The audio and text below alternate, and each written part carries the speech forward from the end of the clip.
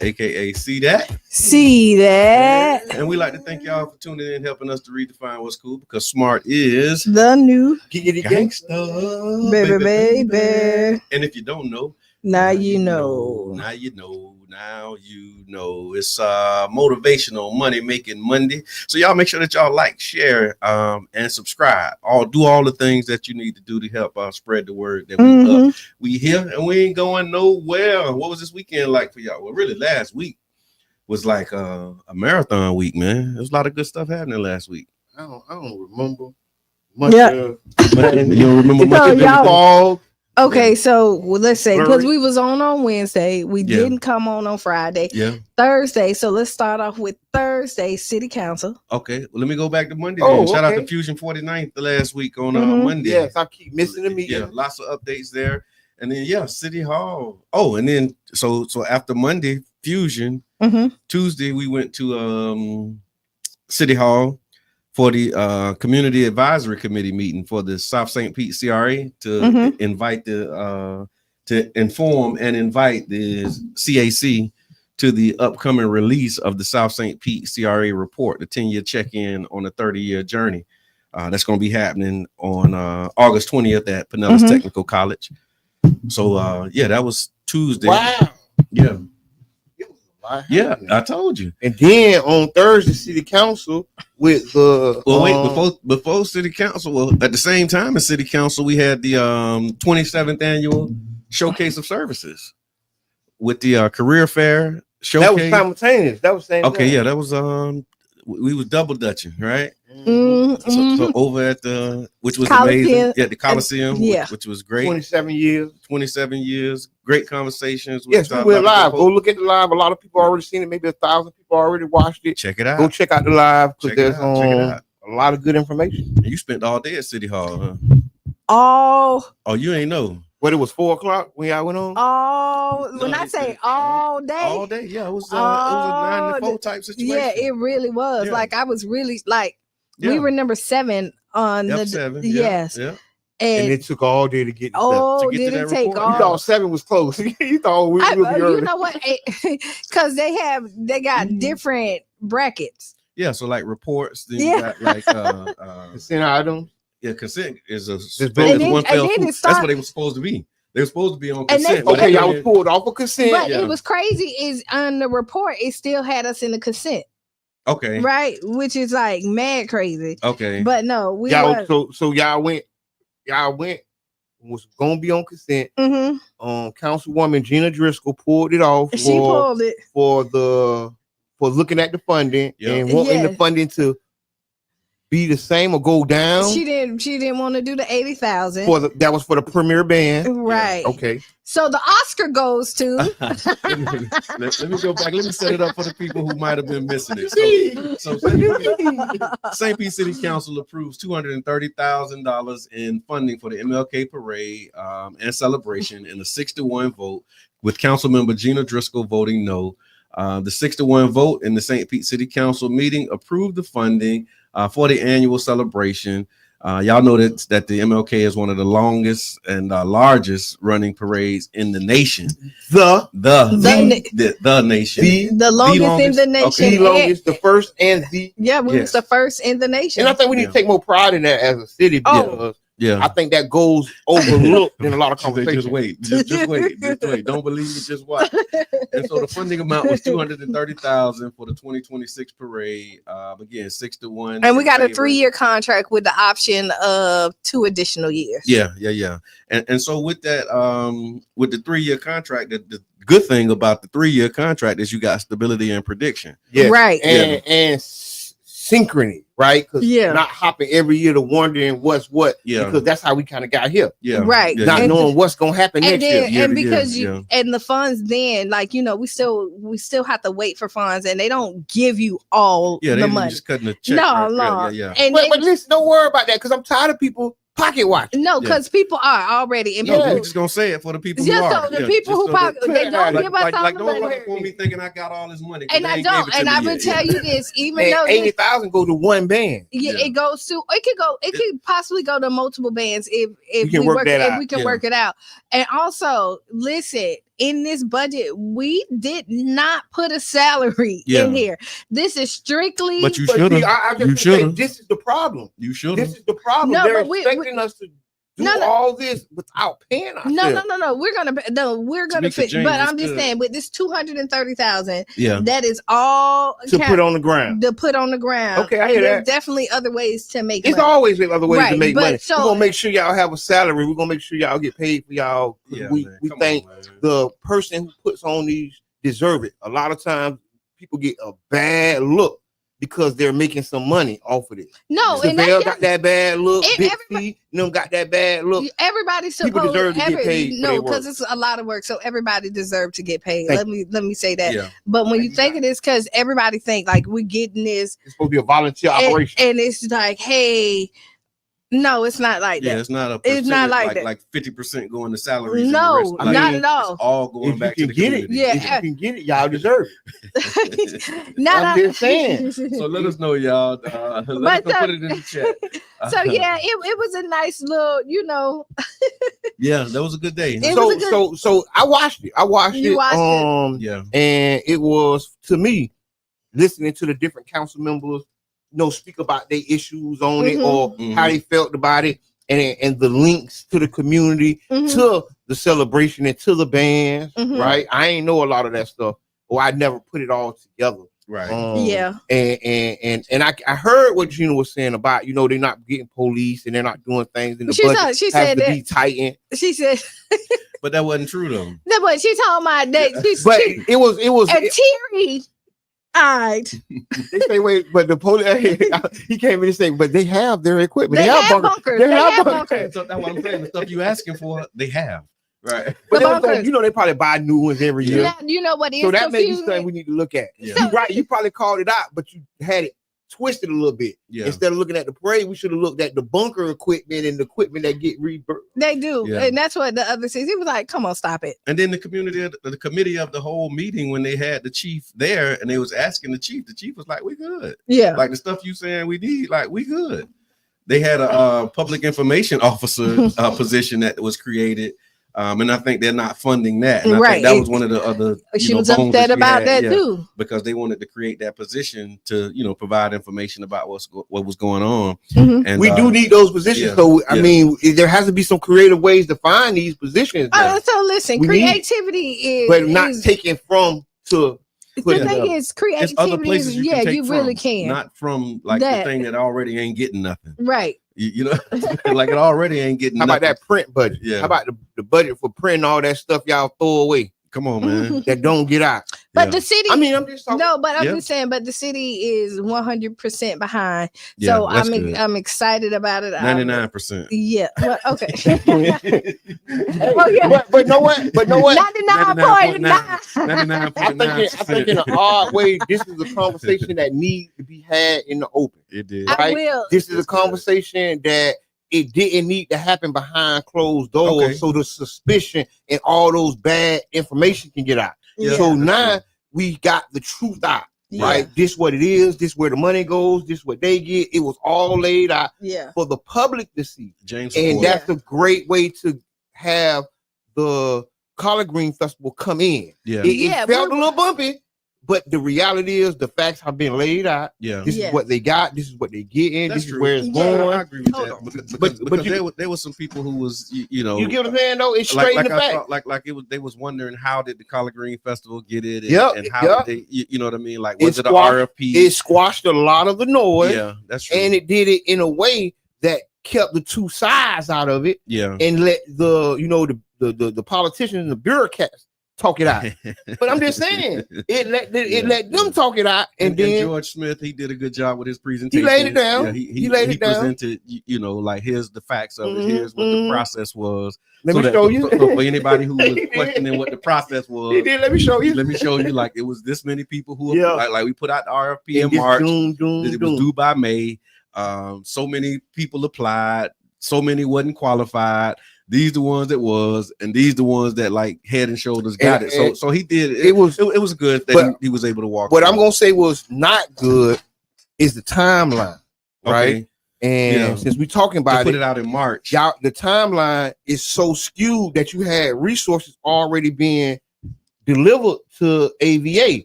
Okay. So the timeline, like if this was going to be the decision, it should have been talked about in October. Yeah. Right. The RP should have went out in November. So from my understanding, there was always a discussion that there was going to be, coming up. They knew it was going to be an RFP, but just the time that they released it. I understand that. That's what I'm saying. I'm with you. That's what I just said. Okay. Like I'm agreeing with you. They knew that it was going to be an RFP, but the time that they released it was later than it should have been. Yeah, is what I'm hearing. And it's putting y'all under the gun. But you know what? I hear that, but when I think about this, and this is going to be me 100%. Yeah, I have planned other events with less time. Oh yeah, right. You know what I mean? Yeah, I mean, and so really, I'm just saying, ideally, ideally, you want to. You ideally, I'm going to be going. Yeah.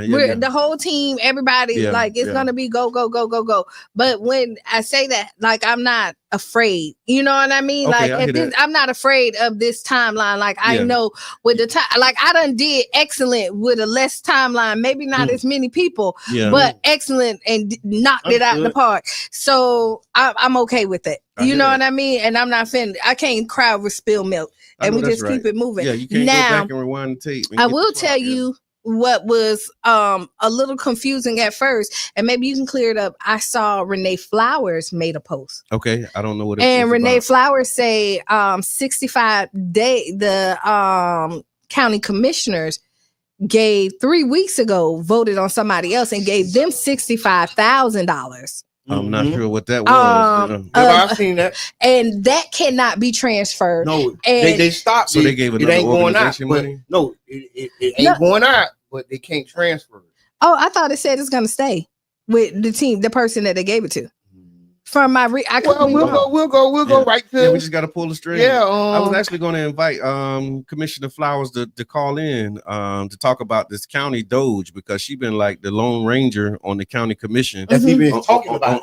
That's really pushing it. And so if you're listening or if y'all hear it, maybe we can get at her. But I wanted to see if she can call in and give us her perspective on what's happening with the DOGE, because she been really standing in the paint around DOGE and what they're doing in the for the people that don't know, Department of Efficiency and Government Affairs. Go ahead, you tell us. And they're coming. The state is coming to Pinellas County and the city of St. Petersburg. Yeah. This week.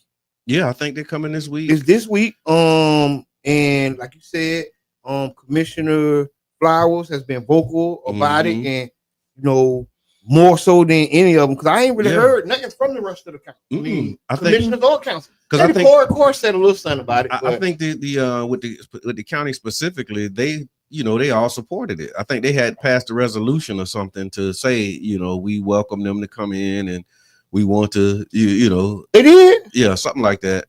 Where they invited them, basically, almost like the vampires. You know what I'm saying? Where they was like, yeah, y'all come on in. We ain't got nothing to hide. Take a look. But then what I saw Commissioner Flowers saying was that a lot of the stuff that they're looking at, there's already independent audits that happen anyway. They'll be here Wednesday and Thursday. Okay, thank you for that. And then there's actually Brandy said it. And there's some people that's going to be at City Hall. I got a flyer saying that it's going to be like some action. So, some people who are showing up at City Hall with DOGE being there, but it says the Florida DOGE audits target St. Pete's DEI, sustainability, homeless outreach, and parade spending. It says, oddly enough. So DOGE, which is a watchdog agency created under Governor DeSantis for Florida, has been auditing city and county governments for what it terms excessive spending. St. Petersburg has joined a growing list of Florida municipalities that are facing scrutiny. The review follows DOGE audits in places like Broward County and Gainesville earlier this summer. DOGE sent a 9-page letter on August 1st demanding documents and access related to DEI, environmental initiatives, including the Bloomberg's climate programs, which was like a huge thing. Like 2020, 2021. Yes, it was.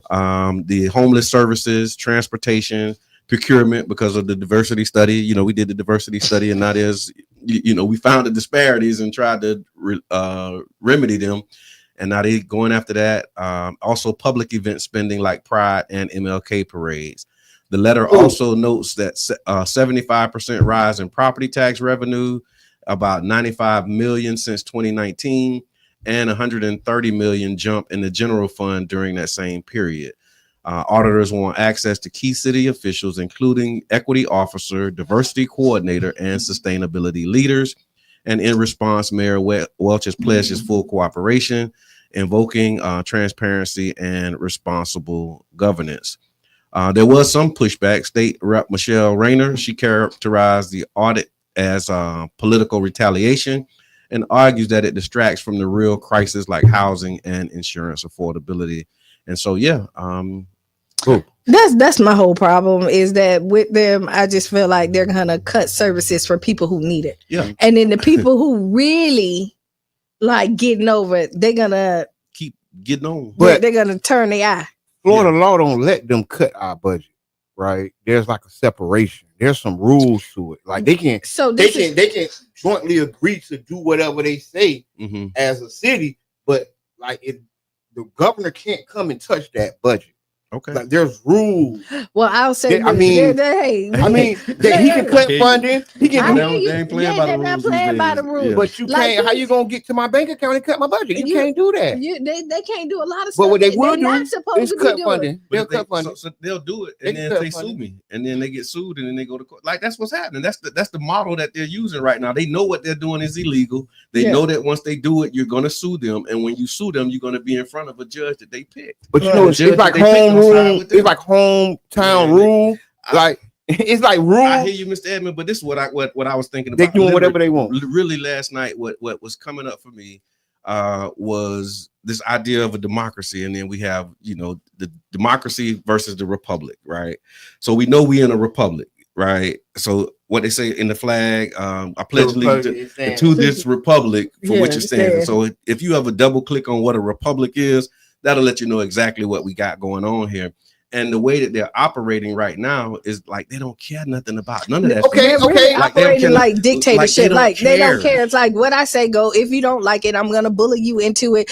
And you know what? Like they're straight bullies. They're just doing what they want. They really are. But I think a lot of these programs and a lot of these things have not really been performed with fidelity. Okay. Right.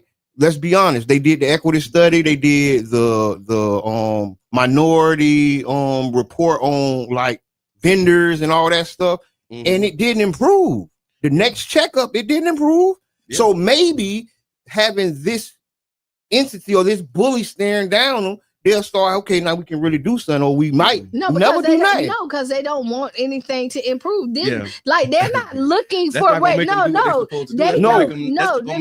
the clock all the way back to what caused the conditions to need the study in the first place. Because again, they're looking at homelessness programs. Yeah. Right. And they're not looking to improve the program. They're looking to say, okay, y'all putting money into this program. Stop putting money into this program. That's not going to improve it. No, there's nothing. Yeah, if you zero out the budget, how you going to improve? Because then somebody else or groups, philanthropists, somebody else steps in, right? I think that if we stop right now at, like you say, if they come and cut all the programs and we go back, that's us that lost. That's us that let that happen because the government. No. Yes. No. I disagree. So if they roll back, equity and the people in our city stop hiring black people and stop hiring felons, okay, right?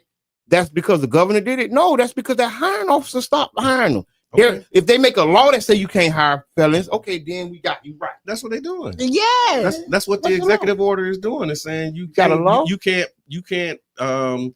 How they say it? I don't have the exact language, but basically saying you can't discriminate against white people. And if you're looking at anybody else, you're discriminating against white people. It don't matter. And then it don't matter. Using the civil rights law to defend white people. You see how they just took them books out there? Oh, they mad that Ruby Bridges felt like she had a hard time and they put her story in there and some little white girl unfortunately fell. Really heartbroken because this is what her ancestors did. And then her mama went and said they don't like it. And then they went and pulled the book. Stop woke. But did stop woke make people less conscious? How does that make us better? But hold on. That's not a woke conversation. That's U.S. So we got to stop saying it's woke. It's U.S. information. This happened right here. And so when we say no, but see, that's why this is how they are attacking it, because we have now changed the name. If we just say no, this is U.S. history because this happened in U.S. and stop saying, oh, we woke. Like, we got to learn how to play the game. But it's just like they're using wordplay to play us. Now we use no. This is American history. This is American history. What are you talking about? But it's just like DARE. So did DARE stop drug use? The government came down and they did all the same stuff. Did it work? But that's the question that we gotta ask. Did it work? The question we gotta ask is, did it work for who? So when they say stop woke, are they stopping people from being conscious and waking up? That's not what we're saying. That's not what we're saying. That's the line I'm walking down. No, but I'm walking down the line. Your line kind of zigzagging for me. I don't think it's a straight line. It might not be. It might be crooked. We're walking straight down the crooked line. We're walking right down the crooked line. You're right. Running from an alligator. So since we so you know what? Here we go. So since we on the crooked line and you can't follow him, I'm gonna do a Mr. Edmund facts right now, right? Because it got nothing to do. We need a sound effect. And this has nothing to do with nothing, right? Okay. On topic, but off topic. Yeah. It ain't even on topic. It's just Mr. Edmund. Okay. Because this is what he do. Saturday. Okay. Sitting up there, we talking about the boys' mind tour. Okay. Right? Because Cheyenne finna do the boys' mind. Just give me the context. We at Child's Party. Okay, gotcha. At the back to school giveaway. Shout out to Front Coco and everybody. You know what? This just how you pull stuff out. Okay. Mr. Abbott look at me and say, Ray J did that. What does Ray J I say, what? Oh, he wrote the song. Okay. Me and Reno sit up there. Now Reno, I say this is a Jabbar facts, right? Right. And so Reno, like, we know a Jabbar facts when we hear it, but we weren't gonna say that. Now we stopped talking about it. Yeah. He talking about he put the tour together. He put them two together. Totally random. So y'all keep your eyes open, man. Stay woke for real, regardless of what they're talking about, man. Just stay educated. You're right. Yeah. Stay educated. Stay awake, stay aware, stay informed, however you want to say it. But don't take your eyes off the prize. Know that these changes that are being made will have consequences. Like that's the part that I'm really seeing, because when they come in, they zero out these budgets. There's people who have, $1 million budgets, big programs that have, debatable impact. To your point, like, you can debate the impact of what these things are, but what you can guarantee is if there's zero funding for it, there will be zero impact. And I would say there's programs that has gotten big budgets, right? And don't do what they're supposed to. Zero impact. Right. Still have zero, not zero, but they're failing. Yeah. Let me say that. They're like at a D, maybe an F, right? Like, so let me say, and they keep getting funded. But that's what I would say is what the work of the People's Budget Review. Yeah. And those types of organizations, like, that's the responsibility of the people. When we talking about democracy, like, really being informed citizens so that you can advocate. That's why we started showing up to the budget hearings to say, hey, okay, can we do this differently? Like, if you looking at these line items in the budget, and then you also looking at the impact. Oh, it's 8:01, y'all. Okay, wait. Fast, but but we here. But no, you're right. That's why we did it. But like, we started doing these grassroots budget reviews so that we as a community can be informed about where our dollars are going, where our money is being spent, and then we can say whether or not we want to continue to fund that program. But we can unitedly say that the going and looking at the budget ain't nothing wrong with that. Yeah. Right. It's what is under what they're doing it under. Yeah. Well, what it's reverse racism. Yeah.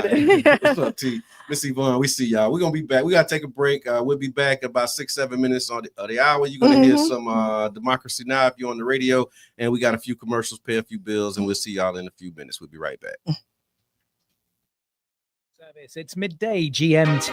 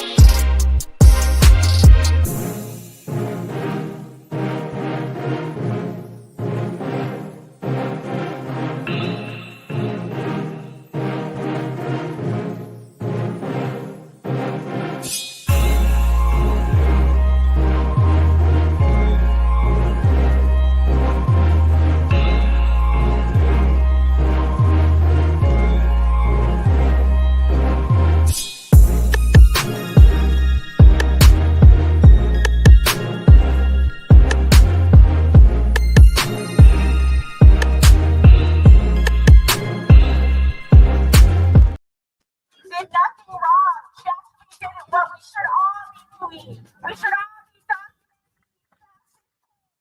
We should all be taking pictures of them. We should all be making them feel ashamed. All that and more coming up.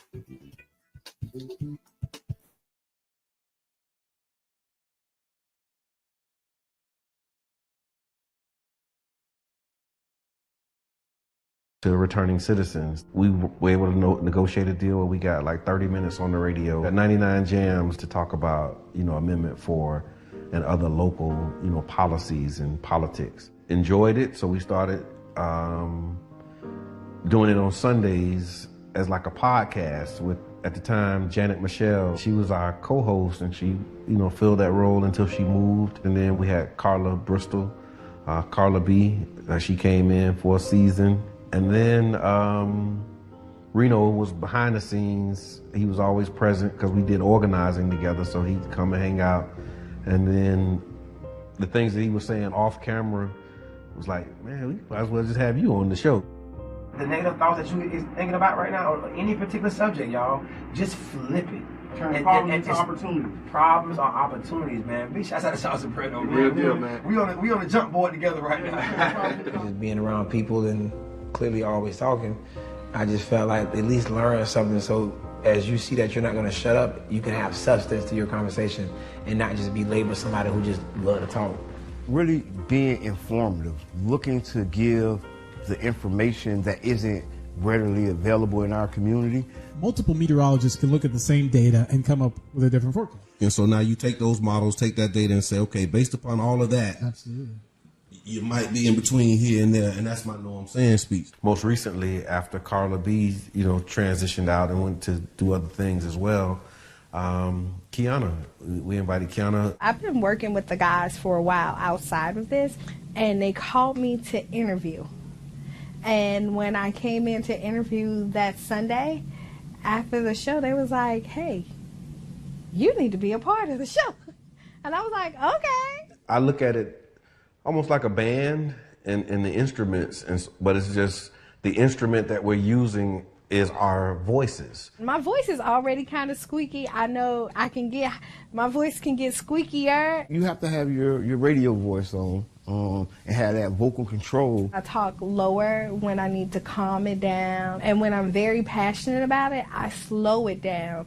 And because I want you to understand what I'm saying. What's good for the geese is good for the gander. So if you keep it secrets, just know that she can too. Okay, and see that's why Qiana, that's why you need it on the Tampa Bay Breakfast Club. You feel? So you gonna even things out. You know what I'm saying? I was just joking. You know what I'm saying? We just understand power, and in terms of people's attention, because it costs. People's attention costs. That's why it's called pay attention. We want to present local information right up there with, the trending topics. One thing that's a common denominator with all of us is that we're all passionate about our people. For me, what you take from me is that I'm real and I'm passionate about the growth of our people. The overall goal, I would say, is to have a more informed community.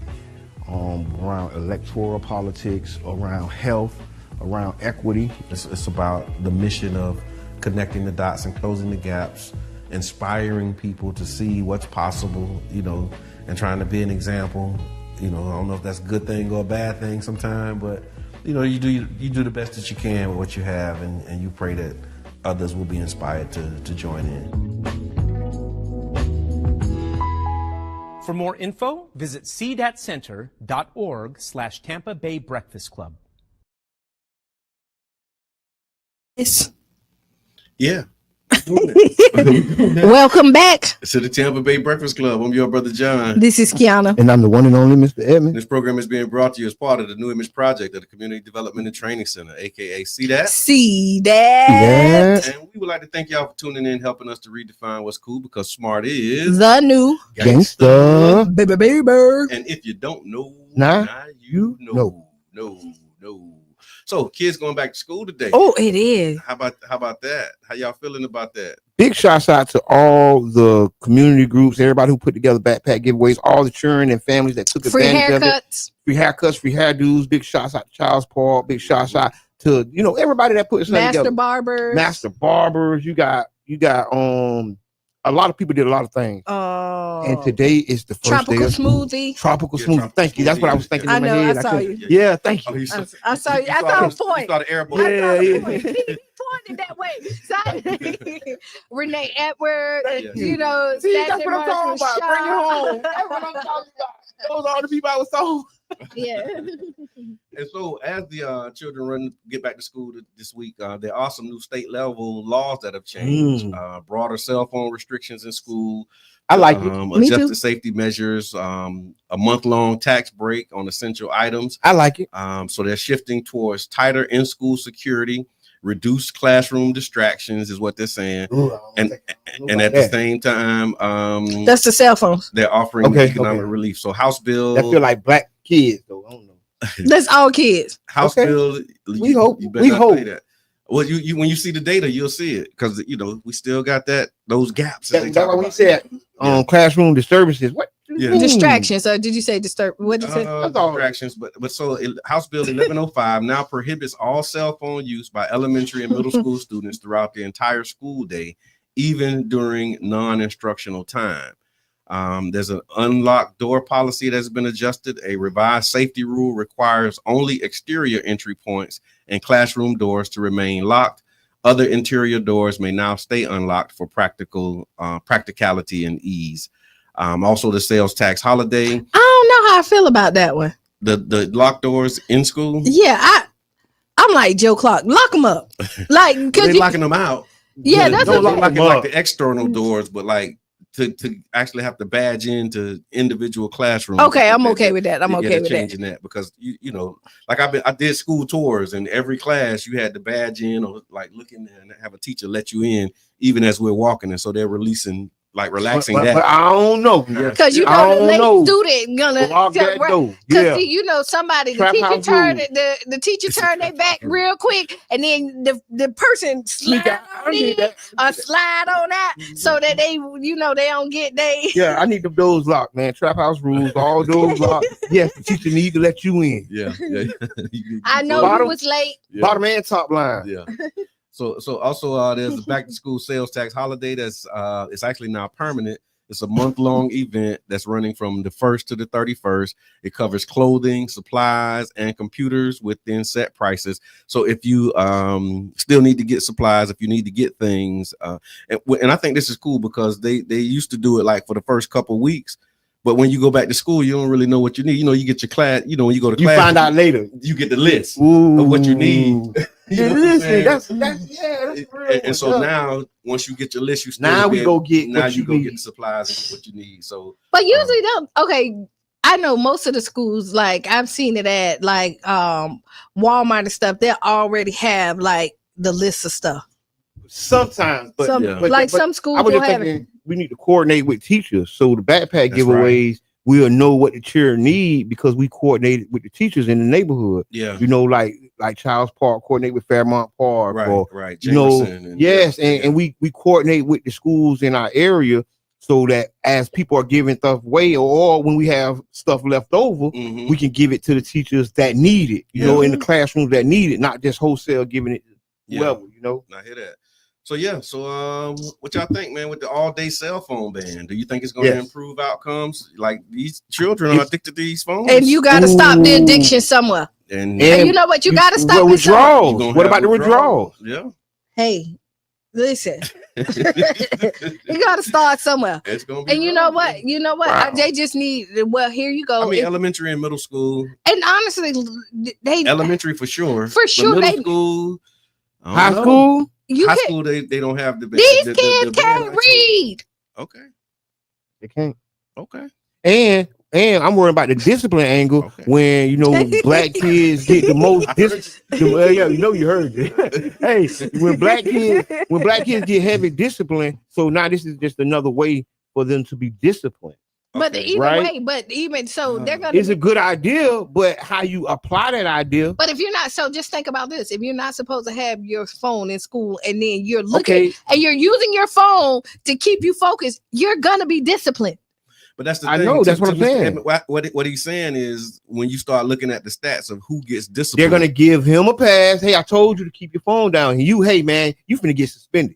So we see. So I just told you, I got got you, but then the next person, hey man, you suspended. Get out my because class. we still live in But America, let's say this. right? So Get out that locked door. Unlock the door at least. So I'm gonna the door is already unlocked now. It ain't Unlock the door at least. it's already unlocked. No, but I think right here they're already getting in trouble for the person that's the class clown, depending on who they are. Or they in the back of the class, quiet in their phone. So here's the other part of it. So I just saw this too while we talking about this. September 3rd, there's going to be a meeting at Enoch Davis Center where school superintendent Kendrick. Oh yeah, come in to answer the questions. Come and answer questions from CoQuebs about the report. And so if like this is one of the things that you want to talk about, but people don't even know what CoQuebs is. Yes, the community concerned organizations for the quality of education of Black students, I think. And these are the people who've been over the lawsuit between Pinellas County and Black parents. Yeah. Since so whatever time. Yeah. So can we not say like are we being racist when we say Black parents? I mean, if you're talking about Black parents, I think we've been a little ignorant because them people ain't Black. They brown. They more brown like mocha. It's really just a joke. The mocha parents, the mocha colored parents. So do we now just say your shirt black? You're not Black. Yeah, no, see? I'm not. You don't. No, I'm just saying your shirt black. I'm just saying. So do we drop the white, the Black? My shirt is white. I guess that's what they're trying to do. That's the parents. That's the whole stop. That's what I'm trying to say. Like we all just people. Everybody's the equal. people. Yeah. That's where I was going with it. Like move. That's what this whole sounds good though. That don't sound good. No.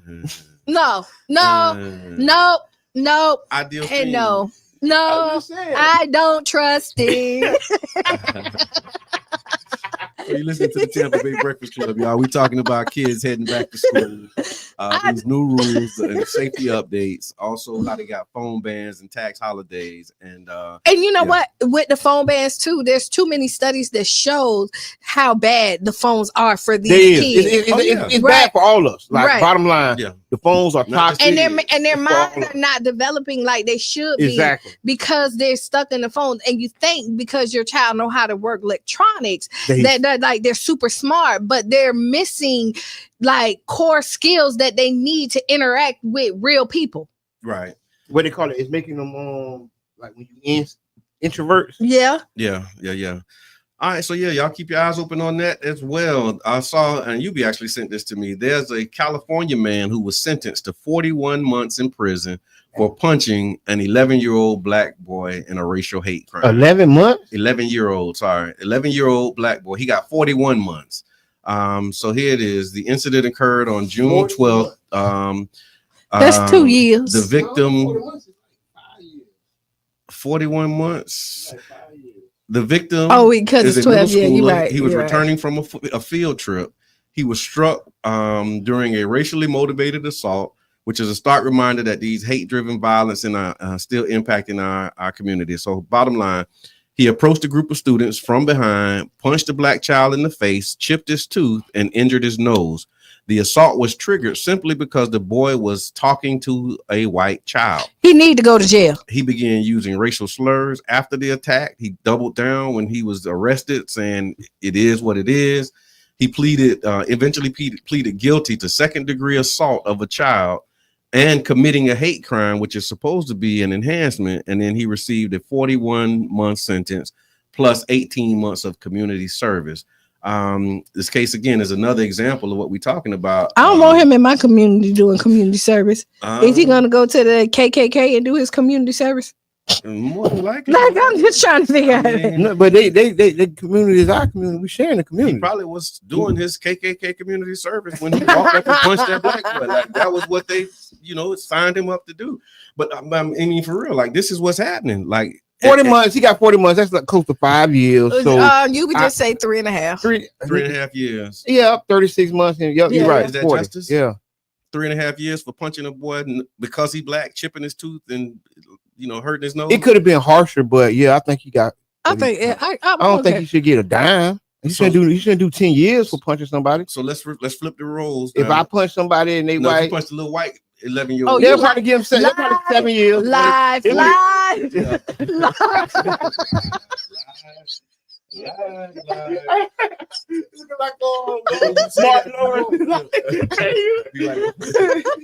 But all we did was life. That's what I'm saying. We making light of it, but that's the reality that we under. Yes, that's right. That's correct. And it's like, how do you get to a place where if we saying we want equality, right?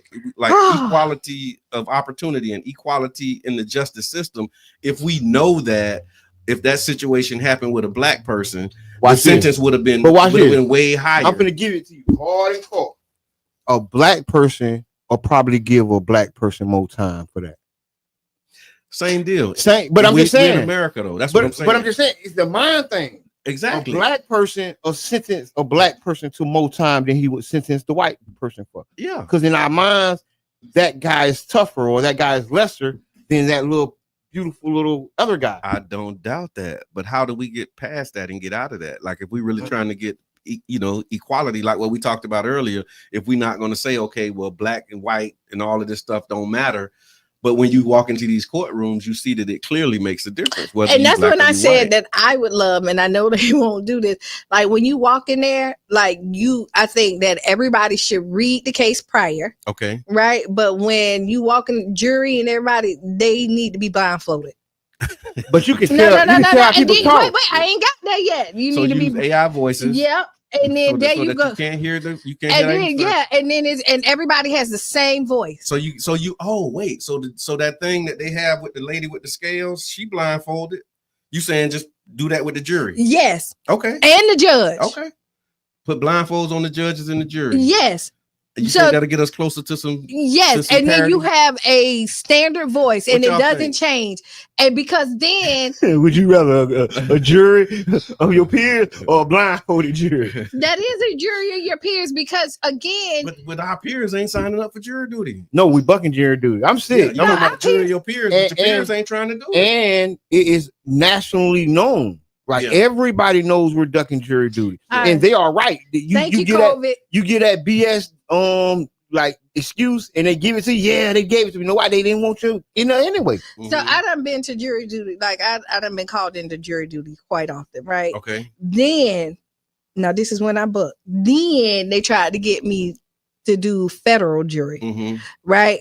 And they was on my Rudy. It's a little bit hard. Like, they said, hey, you better respond right now. Then COVID happened. Yeah.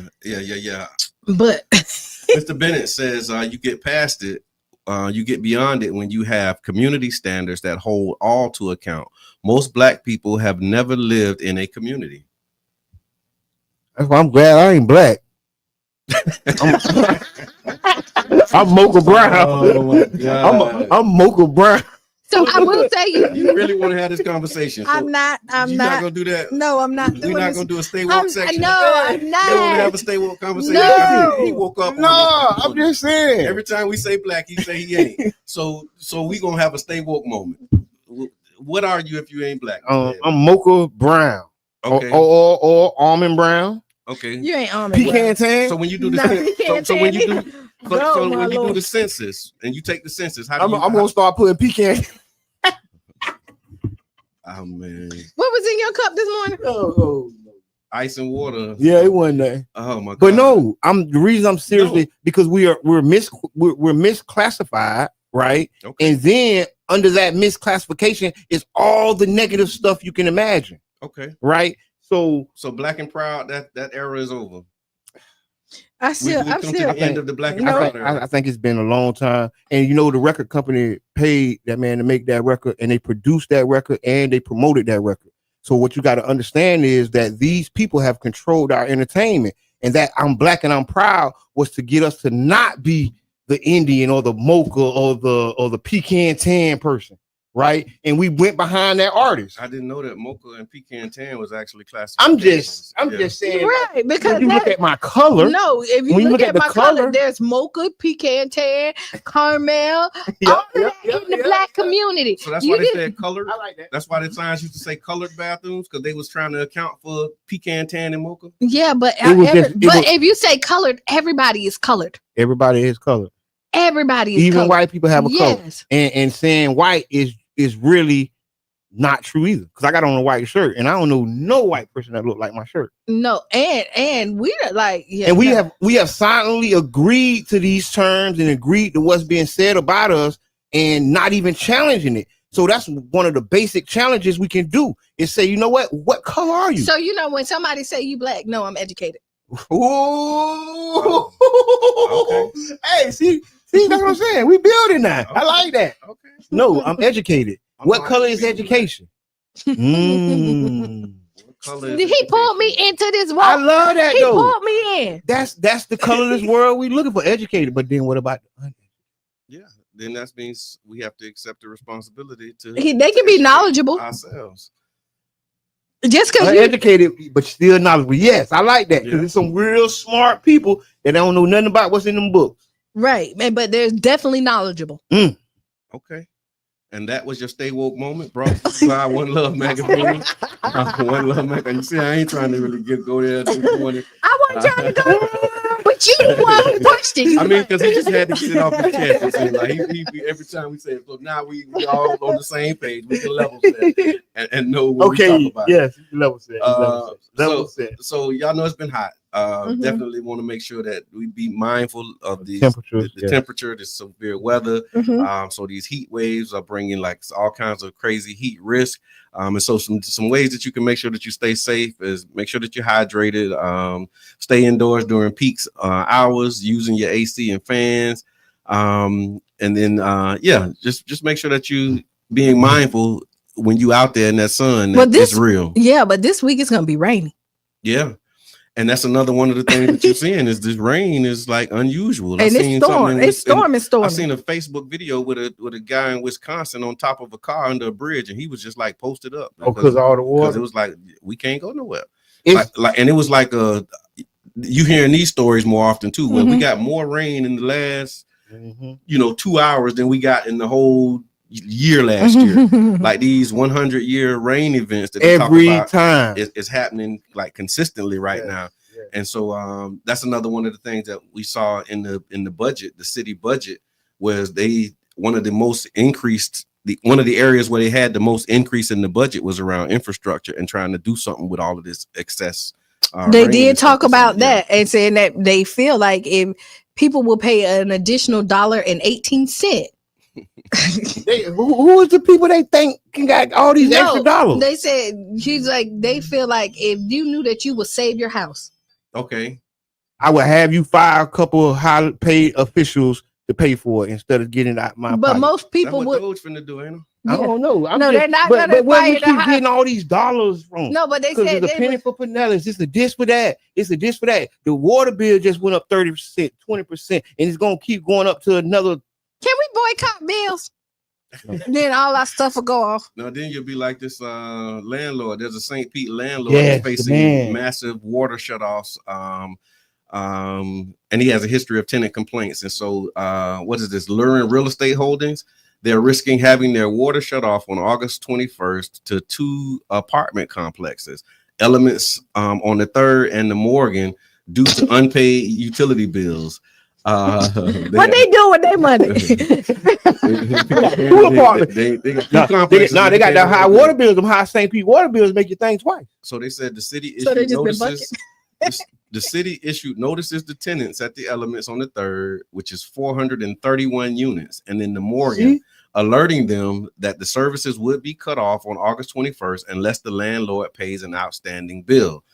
Public records and tenant interviews cite a pattern of problems, including unreturned security deposits, poor living conditions, and property and neglect. I bet you they pay an arm and a leg. They probably do. They do. But they're saying right now up to 735 apartment units could lose water if the situation isn't resolved. Y'all ain't gonna have no water. They done took y'all money. No, just imagine They how done much that took your water money. bill They done is. took your money. Yeah. But just imagine So how much just that water bill But is. look what they probably will do If is it's 600, 500 for regular houses, right? And it's 2 months. I mean, they said a few months. So 500 what? Dollars. $500 water bill? Yeah. Who got a $500 Oh, water bill? this is not, but the That- complex. that's the bar fact? No, but no, Man, Because how much is your water bill?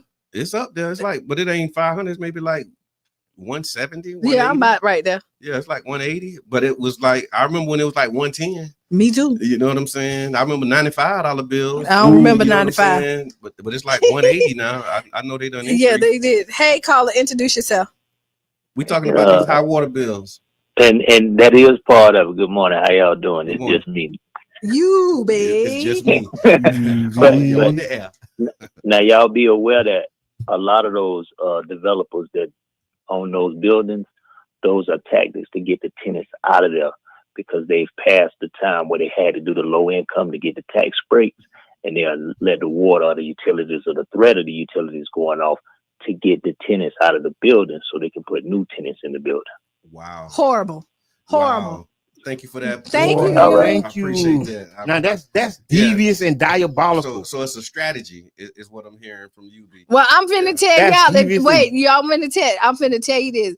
If you trying to get them out, you are not reading the climate because people can't afford it. You ain't gonna have nobody. First of all, you gonna get them out and ain't nobody else moving in.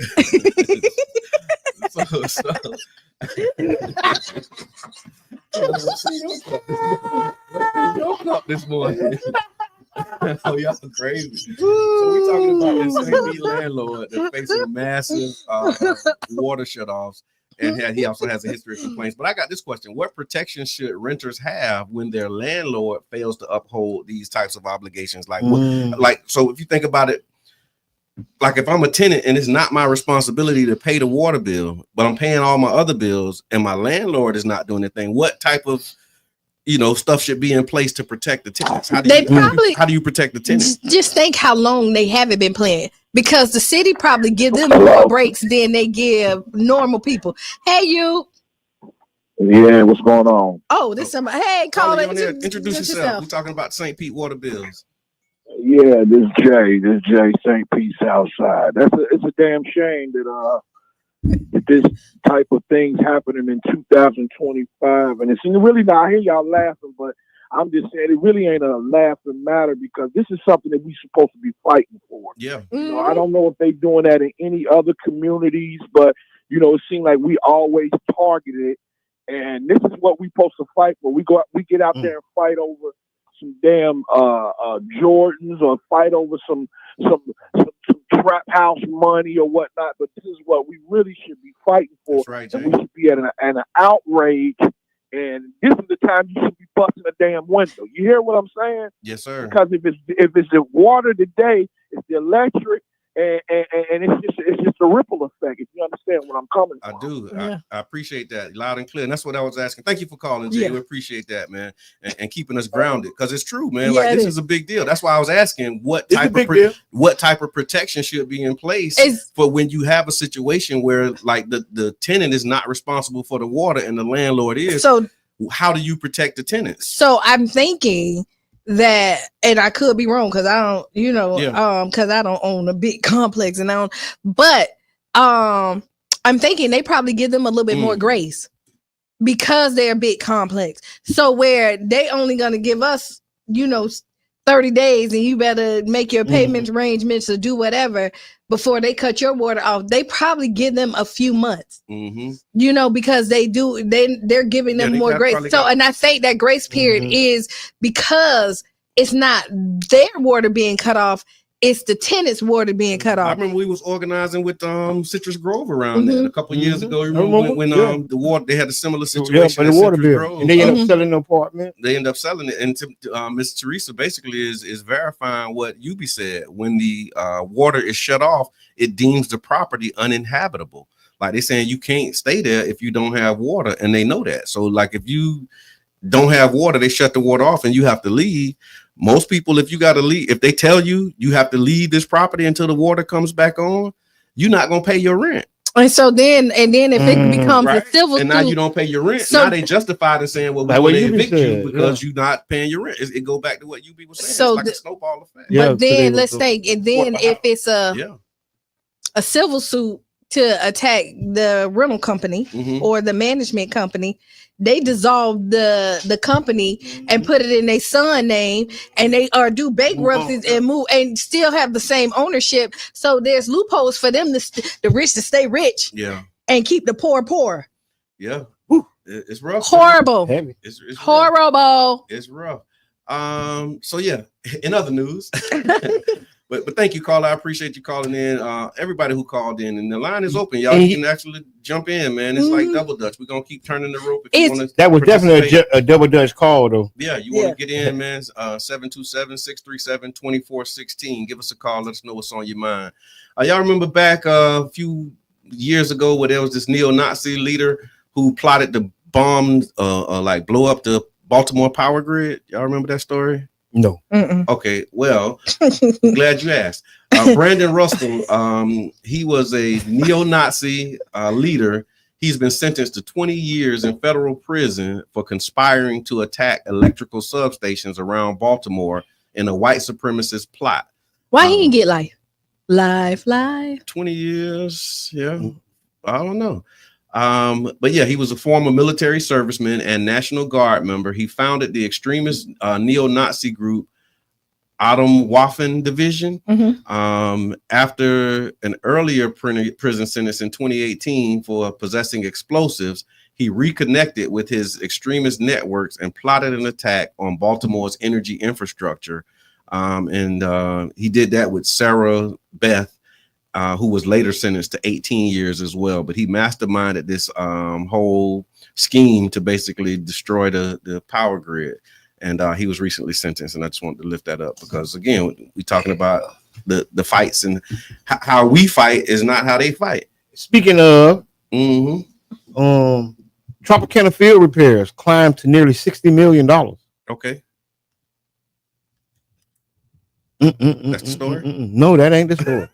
No, they say the city council approved $1 million to purchase and install turf, and then another $14 million for non-related roof expenses. Like so that was also, they was on there. You know what? You spent the day there. I spent the day there, so I got a whole bunch of you information. You reporter. and they, you know what? They had some real. Corey actually had some really good points. It's he always do though. And he said, like, "Hey, you're telling us that you want us to redo all of the stations and the chairs. Like, we done been there, and most of that stuff ain't even being used." Okay. You know what I mean? And some of it was already damaged. It was damaged anyway. And now you want us to pay for the damages that were. But this is another landlord-tenant contract. Like that's the thing that always comes up in this conversation about repairing Tropicana Field is they say, well, this is a landlord-tenant obligation, and as the landlord, you're obligated to make these. Oh, yeah, that's what it say right here. Vice Chair Hannaway said it doesn't make me happy, but we're contractually obligated. That's that what they keep on saying. Yeah, that's what. Yeah, you got. And Richard Floyd came in and was like, "Hey, like, it's 59. This is one when he was like, hey, before we went, what's this? Never mind, I don't even worry about it. $59.7 million is the new price that they're talking about. And they said the repairs were initially estimated to be $55 million in total. So it's already like $4 million over what it was initially estimated to be. But you know, contractors already stick it to like municipality. Yeah. Like they're paying, I ain't seen the numbers, but they probably paying 3 times more than a regular person to pay for everything. Right. Because that's just usually how municipalities get it stuck. Yeah, but I mean that's one of them, you know. I wonder if DOGE can find out about that. Find out about about whether they overcharging for the repairs of the Tropicana Field. No, because that's their brother. That's his nephew company. Yes. Get everything you can. Now when they start fixing on the Enoch, that's when they're gonna start thinking about the cost. That doesn't need to be fixed. When they start repairing Enoch Davis Center, that's repairing. I thought they said they were gonna build a new Enoch. I mean, whatever they do over there. But this is making a point about parity. This is the amazing thing to me, right? Is that $14.4 million for an array of non-roof related expenses such as drywall and fixtures.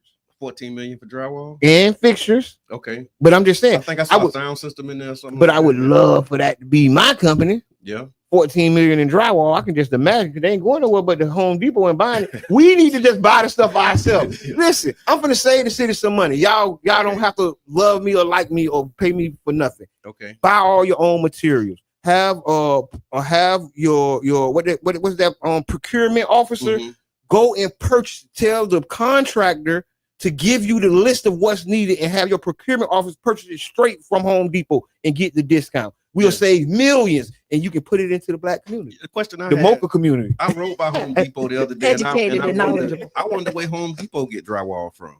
Oh, they get it from around the corner. Okay, well that's where they need to go. They don't need to go to Home Depot. But they need to go to wherever. But you can believe a contractor marks up the price 3 times, 4 times. That's the name of the company. Yeah. That's how they do it. So why not just go and buy it from the supplier yourself? Exactly. I mean, I'm just trying to save the city some money because ain't nobody thinking about this stuff, but we just paying it. Somebody need to stand up there and say, why won't we buy it ourselves? Okay. How much are you selling it to me for, and how much can I buy it for?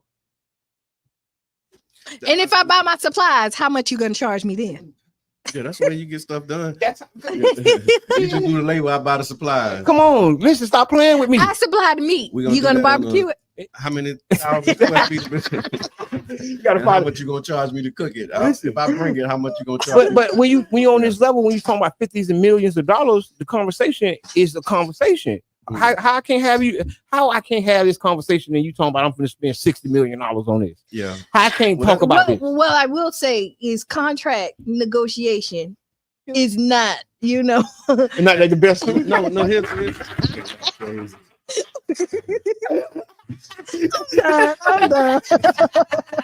I'm done. JK. You're listening to the Tampa Bay Breakfast Club right here on 99 Jams, WUJM 99.1 FM. If you'd like to support, you can go to 99jamstheberg.com, hit that donate button, and give a contribution. Also, if you're watching on Facebook, we accept stars. You can also donate and contribute some stars as well. And we'll make sure that we continue to keep the lights on, doors open, and put out this quality programming in the Tampa Bay area. I mean, who's talking about this? Yeah. Like, we the only ones in our community talking about stuff like this. And I thank y'all for this opportunity. So kids these days, that's another one of these conversations that I come up a lot. And there was a Florida teen who called 911 from a church seeking prayer after he killed his parents. Oh, yeah. The case offers stark insight into this adolescent turmoil is what they're saying. It was a 14-year-old allegedly fatally shot his parents in Middleburg, Florida. Afterward, he walked over a mile to a church and then calmly called 911. In the call, he admitted to the killings and asked the dispatcher to pray for him while he awaited for the arrest. Thoughts? What's happening with these kids these days? Arguing with his mama. There was a post that they saw, how social media started digging. They went back and saw a post with the mom and the child in the car seat, and in the not car seat, but in like the passenger seat. And she was basically doing a selfie saying that this boy, he giving me hell, but we gonna make it through it. And then fast forward to a few months later, that same child ended up killing her and the father. They don't have conflict resolution. The fact that they are separated from like these phones, like they don't have the skills to actually think through situations. So and so you're looking at that, and then let's add COVID to it when everybody was isolated. And then let's add AI to it. These teens are using AI as their counselors. And so they're still not talking to real people. And so they don't have real life skills. And so to think that you take it to the extreme to kill your parents. Yeah. Now, here you go. You knew it was wrong because then the remorse hit because reality ain't real to them. Yeah, because they live on this phone and stuff like that. Yeah. Well, when they kill somebody, it pop back up. You get another life. Yeah, but that ain't life. Oh wow, you know what I mean? Yeah. And so you think that this ain't the end, but it goes to the end. Yeah. No phones in schools. So 14-year-old, and that's what they were saying too in some of the articles and the comments that I read was like the fact that he had this calm demeanor kind of shows you the detachment from what really happened. It was like he was just calm, saying, I just killed my parents. I'm gonna be at this church. Y'all come on and get me. You know what I mean, and pray for me. But he definitely like schizophrenic or something. Right? Yeah, it's like mental stuff going on, but it's definitely a detachment from reality. And I pray for the family and the kid, family, and all them people because like this is hard. Right. It's horrible. You know what I mean? You feel sad for everybody because once reality set in, he has to live with the fact that he got to live with that. That he killed. Did he shoot him? How did he get both of them? I think he might have shot him, and it was a gun that the parents had. So, okay. Yeah, he did. And then just state this: he killed both of his parents. Yeah. Yeah, he does. So the rest of his family, like who comes in and support him? Because even the worst of the worst usually got somebody. Have somebody. Like, they're gonna have somebody. It's gonna be like an uncle. Maybe, but maybe because you done killed my sister or my brother. Yeah, because I like you say, I've seen stuff like that, and it always is a family member or somebody. Maybe I saw another story where there was maybe. a Georgia. Correct. It was a Georgia teen that shot his brother because he said he was tired of being bullied by his brother. Like another one, it's like this stuff is happening. No, but Cain killed Abel, so let's just be real and let's not get drawn into it too far. Because Cain killed Abel, and that was a illustration of what can happen to our families and what happens in our families. Okay. You know what I'm saying? Whether you believe it was actually happening or it was a figure of speech. That's one of the things that we learned, that, it's the people close to you. You got to keep an eye on at all times. And really all of them, because there was also a shooting near the CDC headquarters. Yep, I've seen that. And then the gunman who he blamed COVID vaccine for his mental health issues. And he opened up fire near the CDC headquarters in Atlanta. He ended up killing the officer in response. Yep. The CDC staff are urging federal leaders to condemn vaccine disinformation. So the shooter, Patrick Joseph White, he believed that the vaccine made him suicidal and fired at multiple CDC buildings after failing to enter the campus. The attack intensifies ongoing concerns about real-world impacts of what they're calling misinformation and violence that are targeting healthcare institutions. Because you remember the guy from United Healthcare, he was shot by another person who was upset with this industry. Different. Yeah. So I'm going to say this is so. Never mind. But I think that's different because a dude just ran into the NFL headquarters and shot up somebody. Okay. Right. So this is just something. But that was mental too. He felt it's all mental. He felt like they didn't keep him safe. Like who didn't keep him safe? The NFL, because he was had trauma. He had a concussion that he was getting from football. From kids. I was like young because he wasn't even a professional. No, I don't think so. But here we go. When you think about it, is that the people you think are supposed to keep you safe, they're not. And so I don't think anybody should lives be taken, but in the same token, they don't think my life should be taken because you want to push something that is a possibility that it might not be good because you ain't did all your research. Oh, you talking about the medicine? Yes. So then, yes, you are upset. Everybody was forced to take this. They bullied people in the COVID, and now we see all the effects of it. People that was healthy, there's diseases in their family that they never had before. True. You see a spike in all types of stuff. My neighbor John, matter of fact, he was telling me about his experience. Like he had all kind of used to ride his bike. And then I saw him, he had like a heart attack and had all kind of issues. And I was like, John, what happened? He said, man, I didn't have these issues until after I took that shot. Like that was his story. Like if it's a lie, he told it. If it's misinformation, whatever. I know. But from his experience, he was like, I was fine until I took this shot. And after I took this shot, that's when my heart went out. And now he struggles, you know what I'm saying, with his health. You're seeing the effects of this. A healthy person who's never had chronic heart disease, never had a heart problem in their life, healthy, get up, go to the gym. So that's what it's doing is it's attacking your body. You know what I mean? And so I'm not a doctor, and you know what? You know what you had prior, and then you trying to look and say, what's the difference? and you know that this doesn't run in your family. A lot of this stuff runs in your family. Like cancer runs in your family. There are some it runs. It's the family recipe. Or y'all eating the same thing. We're talking about high blood pressure and all this other stuff. Yeah. You know what I mean? But there's some stuff that you can kind of track down when they ask you, do anybody in your family have high blood pressure? Like, do you have a history? Do you have this? This is that. And usually when you say no, it may be like one, but now you're seeing like multiple people getting diseases that they didn't have before. And then Tony was talking about the NFL thing. He said CTE, which is a degenerative brain disease that progressively damages the brain over time, is thought to be caused by repeated head injuries, including concussions and non-concussive blows, and is often found in athletes and military veterans. CTE is incurable and permanent, and worsens slowly, even leading to dementia. And I think that's what this guy who shot at the NFL might have been suffering with. Thank you for putting that in. Appreciate it. It's one of those things, man, where we in a spot where we got to think for ourselves. We got to be woke. Even when they don't want you to be woke, you got to be woke, because you got to be able to make a decision for yourself and your family. You do, but then they have to be held at some type of responsibility too. You need, like, I'm not, no. At this point, I'm not giving you no passes. I'm not giving no pass either, but there is nobody to hold these people accountable for their actions, right? It's the same thing we were just talking about with the government, the governor, DOGE, and all this. Who's going to hold these people?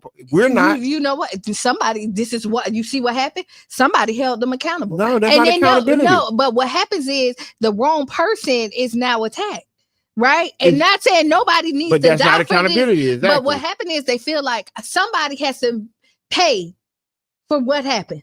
Yeah, but that's not accountability. That doesn't move the needle. No, it's not justice, but in their mind, that's accountability. I mean, but that's what they do. They playing with your mind anyway. That's they're doing is you doing is that you falling right into the hands of what they want you to do anyway. They already playing in your mind, because your actions, if you're gonna take some actions that really gonna help, is going to be taking care of your family and making sure that they don't get CTE. I've seen some of these people who do these things, and they say they do it to bring awareness to the issue. Like, now we talking about it, and we wouldn't have been talking about it before, and so in their mind, like, that's mission accomplished. And no, think about this. Stuff on fire. But think about this. I know, bring awareness and wake people up. There's a name for that. So if your brain is deteriorating, right?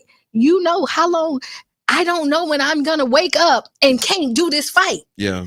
And I see myself getting dementia. What can I do right now to make sure that my voice is heard? Because these people ain't it though. It ain't it. That's delusional. Yeah. I'm not agreeing with it, but you just think of I get what the thought process. That's where they coming from. Yeah. I hear that. Tomorrow I might wake up and forgot how I got this, and how am I going to, fight? Who's gonna fight for me if I don't fight for myself? I hear that. All right, last 10 minutes, we got to Ask Qiana. Let's run it. And Ask Qiana is brought to you by the One Community Grocery Co-op, OCGC.coop. You can go to OCGC.coop, become a member owner today.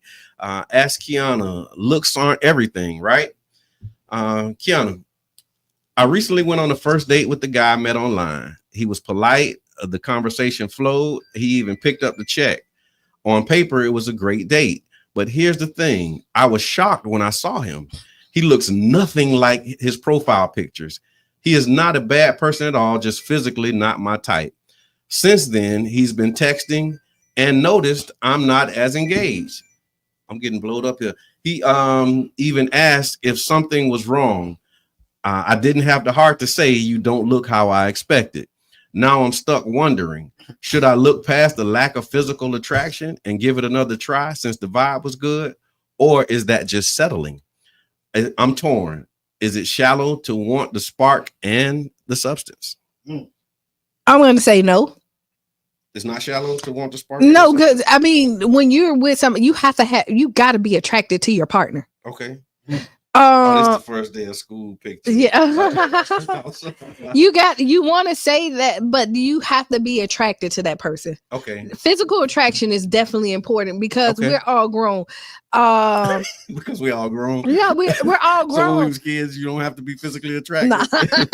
No, I'm just saying, because you got to be you have to be turned on. Okay. Do you I can't. But wait, I got a different perspective. Go because ahead. we are grown, you would think that physical attraction is not as important. And sometimes it's not. As you grow, you start being more in tune with like what you need. Yeah, what you need. But you still have to be. Like, what's your non-negotiable? But there may be some like you still have to be a person with a good heart. But I still have to be physically attracted to him in some type of way or her. Okay. You know what I mean? Like physically, they might not be what I want, but they got a pretty face.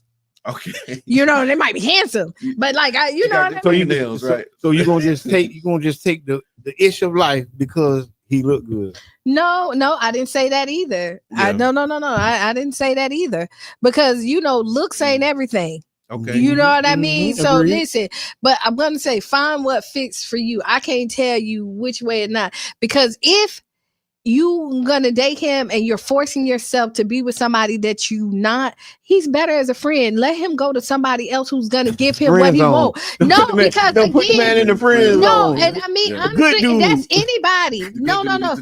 No, but that's anybody. Oh, if you're man. not going to appreciate that person and be able to give them what they deserve, you shouldn't waste their time. Okay. So these two different things you got going on here now.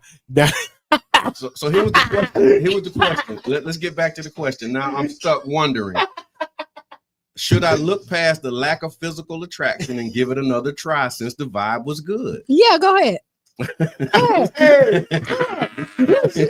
But don't back to your other. But don't play with that man time if you ain't gonna be serious. But you about want me to it, say man. no because all you get. No, I said you had two things going on. Yeah, but no, but if you not gonna find it because after you date somebody, like I done seen somebody that I'm like, and then like once, yeah. That's what I'm saying. But you. But I will tell you, but what happened is, as soon as you do something that bubble pop, right? It's like, I didn't really like it. Oh my God! Oh, my goodness. So I mean, it's a hard pill to swallow. I'm glad you're telling the truth. Okay. Yeah, but beauty is in the eye of the beholder. Just because I don't find you attractive, don't mean you ain't that somebody else will. Because your parents found each other. Your parents, and so you look like your parents, right? So like they found each other. But they say ugly people make pretty babies. That's what they used to say. Babies, not adults. Not adults. When babies grow up. Wow. So Qiana saying a little bit of both. I'm not sure where you at with this with you. Like, I'm everywhere. You pick your struggle. All over. But I will tell you, if there's a good vibe and you're enjoying it, go ahead and really go ahead and figure it out. Like, yeah. Go ahead. No. ahead. I would say explore it before you say 100% no. Is that just settling? No. It's not if the person good. Because that's like the 80-20 rule too. Okay. You know what I mean? Like if you put and you ask God for all this stuff, put it on there, and they're giving you the stuff that you need. Yeah. And then you be like, he not as cute as I want, but you'll probably be the happiest. Yeah. You know what I mean? Like all jokes aside, you may be the happiest and you're getting everything. So be careful what you ask for because God will give it to you. Yeah, but it just might be not might be in It might not not be be in the package that you expect. Right, but it's giving you everything that you ask for. Now, on the flip side, you'll get the, bronze, all sexy, and they crazy. Yeah. You know what I mean? And they treat you like ish. Yeah. So yeah. Yeah, you gotta pick your struggle. All right. Well, thank you for that response. Thank you for the letter that Ask Qiana is brought to you by the OCGC.coop. Again, you can go to the One Community Co-op, sign up, join on, and become a member. We got another 4 minutes, y'all. So what's on your mind on this? What's motivational money making? Give us some motivation, y'all. What's okay? What's the word? Motivation on Bitcoin at 121,000 last time I looked. Okay. So that's a long way from the start when it was $2, $2,000, $10,000. Now it's at $121,000. Get in the market, check it out. So the early adopters, you up. God bless their soul. Yeah, God bless the early adopters. Okay, so you looking for that event? I'm looking for the event. Okay. And also we have the Black Icon brunch coming up on Sunday. Okay. Are we going live? Tampa Bay Breakfast Club? That's a question. Sunday I gotta go to church. I'm going to church from 2 to 6. Church is over. I mean, we talk about it. We didn't talk about that. But 2 to 6 Black Icon Brunch at Urban Ink or yes, get your tickets. We still have some tickets available. You dress up like your Black Icon, or you wear your favorite Black Icon shirt. Okay. Right. We got trivia games that's gonna happen. We're gonna have great conversation, food by Rich Plates, music by Brainstorm himself. Right on. We have yeah, and then Tron Montgomery will be the host. Okay. Right. We're great vibes. We're gonna party it all out, do everything. Like, yeah, come out and support. I got one right on where the authors meet. Big shots out to the Tampa Bay Breakfast Club and the Community Development and Training Center presents right on. This is featured artists Stephanie Wynn, Antonio Brown, Duvet Weaver. Come out and talk to the artists, speak with artists. If you are an aspiring artist or you are author, aspiring author, and you've written a book and you want to be presented, come on out. This is going to be at Culture Creative, right at Brainstorm. Everything at Culture Creative. Yes, 7 p.m. to 9 p.m. September 23rd. No, my bad. Saturday, August 23rd. Yep. Also, you had yes. Saturday. Next Saturday. Okay. So this Sunday is the Black. Okay. And then Culture next Saturday. Oh yeah, August everything 23rd, is at Culture Creative. Yes. What Brain has done to the shop is amazing. Also, Story 727. Yeah. We Are a Village Gala. It's coming up September 13th. Coming up quick. Yeah. Buy your table, support Story 727 at the James Museum. It's going to be a nice event. Bring out your black tie, your long dresses. Like, come on out and do your do your shimmy. Yeah. That's what's up. And then also August 20th at Pinellas Technical College, we'll be doing the official release of the South St. Pete CRA 10-year check-in. We're doing a 10-year check-in on a 30-year journey and providing an opportunity for a community to see the updated data, how the South St. Pete CRA has been performing. And we got some decisions to make. Once we get this information, y'all, we got to decide what we want to do as a community. And so we want to create space for us to do that. Make sure that you pull up. Again, it's go to policypartners.org to register. Capacity is limited too, by the way. So please go ahead and register now. Don't delay. Like if you're thinking about doing it, go ahead and lock in and secure your spot, because the school is actually limiting the capacity. Okay. And so we got. Yeah, we almost there. So, you know what I mean? So please, if you want to come register, go to policypartners.org and you'll be able to register and sign up for the CRA report. And the Black is Back Coalition for Social Justice, Peace, and Reparations 17th Annual Conference will be in New Orleans on August 23rd and 24th. I think you can go online and watch it if you can't go to New Orleans. The chairman will be speaking. He's the keynote speaker. So yeah, we'll give you a little bit more information as we get it, and we'll be talking about that as well. All right. Well, thank y'all for tuning in. This has been the Tampa Bay Breakfast Club. Up next is Sister Hughes. Lose your shoes. And shout out around the house. I'm your brother John. This is Qiana. I'm the one and only Mr. Edmund.